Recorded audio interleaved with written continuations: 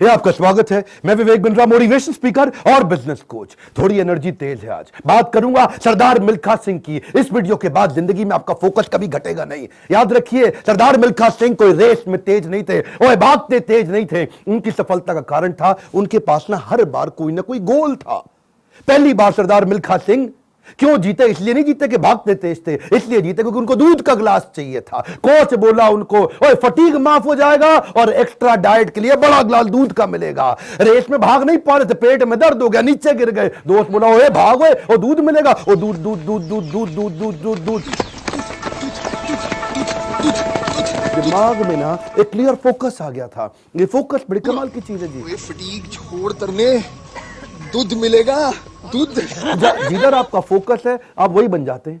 जहां आप फोकस करते हैं, जैसा focus is your life. Bill Gates बोलते थे, मेरी सफलता का कारण क्या है? मैंने बड़ी कम चीजों पे फोकस किया। और उसके बाद दूसरी बार रेस इसलिए नहीं जीते कि भागने में तेज थे, इसलिए जीते क्योंकि उनको इंडिया की जैकेट पहननी थी। फितूर सवार हो गया दिमाग में, इंडिया की जैकेट पहनूंगा। ओए जी, मैं इंडिया की जैकेट पहनूंगा। चैंपियन मिल्खा सिंह हाजिर हो। थप्पड़ खाया इस चक्कर में, बेइज्जती सही इस चक्कर में। बाद में कई लोगों ने उनको पीटा भी, घपाव में घाव हो गए। सबने मना किया, रेस में मत भाग, लेकिन इंडिया की जैकेट, इंडिया की जैकेट। दिमाग में फितूर सवार हो गया, इंडिया की जैकेट चाहिए। त्रासदी ये नहीं कि आप गोल अचीव नहीं कर पाए, आपसे बात कर रहा हूं। आपकी जिंदगी की त्रासदी ये नहीं है कि आप गोल नहीं अचीव कर पाए। आपकी जिंदगी की त्रासदी तो यह है कि आप कभी गोल ही नहीं बना पाए। सरदार मिल्खा सिंह हर बार जीते थे क्योंकि दिमाग में गोल क्लियर हो गया था। तीसरी बार फिर रेस कब जीते वो जानते हैं? पाकिस्तान में हरा करके आए थे रेस वो। वो क्यों जीते जानते हैं? 45.9 का गोल उनके कोच ने उनको लिख के दे दिया था। उसके बाद ऑस्ट्रेलिया में क्योंकि बेइज्जती करा के आए थे, वहां हार गए थे वो रेस में। उस हार के बाद 45.9 दिमाग में छाप लिया। कोच ने कागज पे लिख के दे दिया एयर इंडिया के 45.9। गुरु नानक देव जी के नीचे चरणों में लिख के रख दिया 45.9। अब कुछ नहीं दिख रहा आसपास। और क्या हो रहा है आसपास? पहाड़ों पे गए प्रैक्टिस करने के लिए, वो प्रैक्टिस करी। कोच ने पीट पीट के प्रैक्टिस कराई। लेट गया नीचे, खून निकल आया मुंह से, भाग भाग के उठ नहीं सकता था। सरदार मिल्खा सिंह का कोच बोला, वापस कर मेरे को, अब मुझे वो पेपर वापस चाहिए। I want that paper back। फिर खड़ा हुआ, तू है आग मिल्खा, भाग मिल्खा।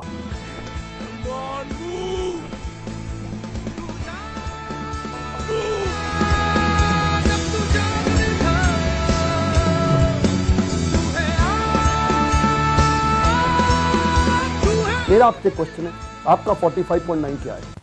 इस वीडियो को ऐसे नहीं सुनना, लिखो, अभी लिखो। ये आपसे बोल रहा हूं, आपसे। फायदा नहीं, क्यों टाइम वेस्ट कर रहे हो अपना? अगर अपना 45.9 डिसाइड नहीं किया, मेरा अपना डिसाइड हो चुका है, मैं कर चुका हूं। आपसे पूछ रहा हूं, कैसे अरुणिमा सिन्हा माउंट एवरेस्ट पार कर गई? 8848 8848 की हाइट उसको पार करनी थी। इसका 45.9 सेकंड क्लियर था। आपका गोल क्या है? हर बार वो रेस ऐसे ही जीता। पाकिस्तान में भी जब रेस हरा के आया ना, तो उसके मन में लक्ष्य था कि मेरे नाम पे एक दिन देश में छुट्टी होनी चाहिए। अपनी गर्लफ्रेंड को प्रॉमिस किया था उसने।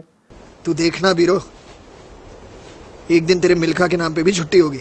वो गोल क्लियर हो गया ना दिमाग में, है जी। पाकिस्तान में जाकर के हरा करके, और ऐसा हराया, फ्लाइंग सिख का नाम पड़ा उसका। अब मिल्खा सिंह का दूसरा लेसन पकड़ते हैं, आइडेंटिफिकेशन ऑफ डिस्ट्रैक्शन। ऑस्ट्रेलिया में प्री क्वालिफाइंग रेस में हार गया था।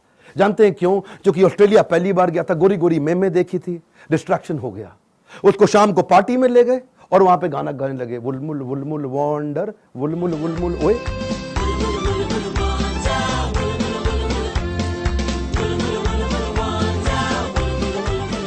पूरा म्यूजिक में दिमाग घूम गया, बियर पे बियर चले चले जा रही है। प्री क्वालिफाइंग रेस के अंदर हार गया, डिस्ट्रैक्शन पकड़ में आया उसको। एक बात बताएं, डिस्ट्रैक्शन और डायरेक्शन इनवर्सली प्रोपोर्शनेट है। जब डायरेक्शन तेज होगा, डिस्ट्रैक्शन खत्म हो जाएगा। जब डायरेक्शन खत्म होगा, डिस्ट्रैक्शन ज्यादा हो जाएगा। डिस्ट्रैक्शन हटाने के लिए डायरेक्शन क्लियर चाहिए। मिल्खा सिंह समझ गया, एक बात उसको क्लियर हो गई, जिस चीज को ना बोलना है तो ना बोलना है। गोल क्लियर होना चाहिए, पहला point. One more time, come on. क्या? उसके बाद वापस आया और उनके अपने देश की बड़ी खूबसूरत देवी जी उनके पास फिर से आई थी स्विमिंग पूल में, और बड़ी मुस्कुराते हुए आई उनके पास। देखा नहीं उनकी तरफ, क्या बोले? जी आपकी गलती नहीं है, दिक्कत मेरी है जी, मैं डिस्ट्रैक्ट हो जाता हूं, धन्यवाद जी। हाँ, और देवी जी को प्रणाम करके निकल गया वहां से मिल्खा सिंह। क्यों जानते हैं? Identification of distraction. आपकी जिंदगी का डिस्ट्रैक्शन आज आइडेंटिफाई करो।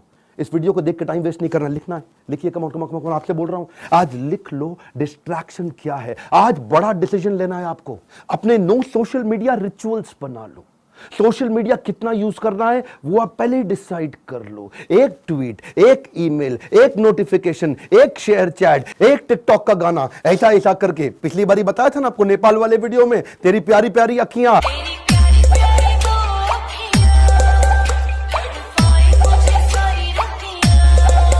उसी चक्कर में कई घंटों निकल गए, हाथ से पूरा टाइम छीन करके ले जाएगा आपका वो डिस्ट्रैक्शन। इस डिस्ट्रैक्शन को आइडेंटिफाई करो, अपने आप को डिसिप्लिन बिल्ड करने के लिए नियम बना लो, कुछ नियम बना लो। सोशल मीडिया दिन में केवल 15 मिनट, शाम को 8 बजे के बाद मोबाइल कभी छूंगा ही नहीं, सुबह 9 बजे से पहले केवल अपने ऊपर काम करूंगा, अपने आप को ट्रेन करूंगा, मोबाइल को टच भी नहीं करने वाला। आप मोबाइल को लेकर के डीएनडी लगा दो, डू नॉट डिस्टर्ब लगा दो, एयरप्लेन मोड का डिसिप्लिन ले आओ, एयरप्लेन मोड को प्रैक्टिस करो। दिन में कोशिश करो 24 में से 16 घंटे एयरप्लेन मोड।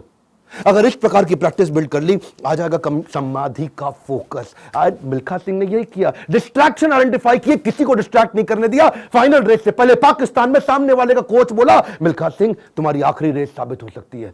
क्या बोला मिल्खा सिंह? दौड़ूंगा भी वैसे ही। मिल्खा सिंह, ये आपकी जिंदगी की आखिरी रेस साबित हो सकती है।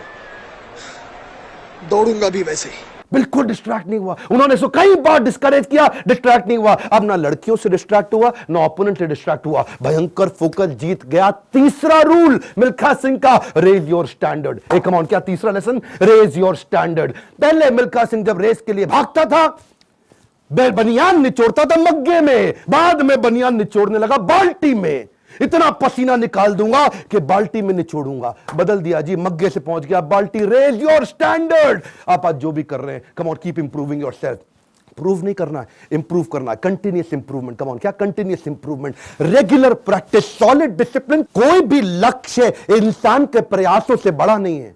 हारा तो वो है जो इंसान कभी लड़ा नहीं है। लड़ना पड़ेगा आपको। कपिल देव कहते थे सुबह 4 बजे उठने का टाइम नहीं है, स्टेडियम पे होने का है। कम ऑन, क्या सुबह 4 बजे उठने का टाइम नहीं है, स्टेडियम पे होने का है। लर्निंग बहुत बड़ी है। मिल्खा सिंह ने स्टैंडर्ड अपना ऊपर कर लिया, अपना स्टैंडर्ड चेंज किया। आपको भी स्टैंडर्ड चेंज करना पड़ेगा। और ब्रूस ली कहता था, मुझे उससे डर नहीं लगता जो 10,000 तरीके से किक चलाता है, लात मारता है। मुझे डर उससे लगता है जो एक किक को 10,000 बार प्रैक्टिस कर लेता है। उसकी किक जब पड़ेगी तो मैं गिर जाऊंगा। अरे आपको प्रयास करना है, ये आप ही को करना है, कोई आपकी मदद नहीं करेगा। क्यों भरोसा करता है गियरों पर, जब चलना है तुझको अपने ही पैरों पर। और एक बोनस लेसन सरदार मिल्खा सिंह की लाइफ से और सुन लीजिए। आखिरी तक सरदार मिल्खा सिंह, याद है मूवी के अंदर आर्मी में पवन मल्होत्रा सरदार जी जो बने थे, उनके वो कोच को आखिरी तक छोड़ा नहीं उन्होंने। आखिरी तक उस कोच को अपने साथ चलाए रखे। सब पीठ पर आपकी थपकी है, हुटुई पे लात का नतीजा है गुरुजी। कोच, मेंटर, गाइड, काउंसलर जिंदगी में बड़े इंपॉर्टेंट है।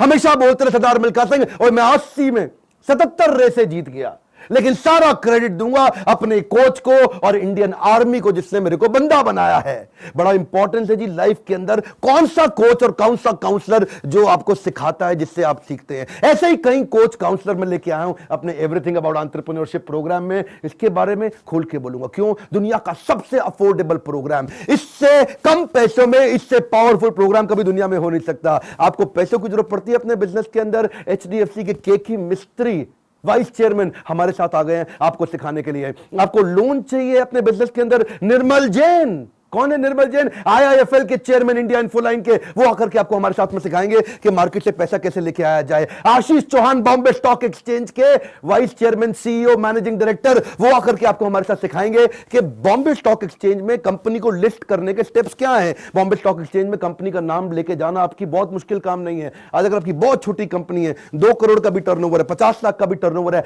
तो भी आप लिस्टिंग कर सकते हैं। SME लिस्टिंग की ऑप्शन आ गई है। रिदम देसाई, मॉर्गन स्टैनले के मैनेजिंग डायरेक्टर हमारे साथ आ गए कि कौन से देश के अंदर बिजनेस करना आसान है। आपको आकर के कोचिंग देंगे। मैं सारे नाम लूंगा, वीडियो लंबा हो जाएगा। बहुत बड़ी लिस्ट हो गई है हमारे साथ। अब देश भर के हम लोग पावरफुल अरबपतियों को अपने साथ में लेके आए हैं जो आपको कोचिंग देंगे।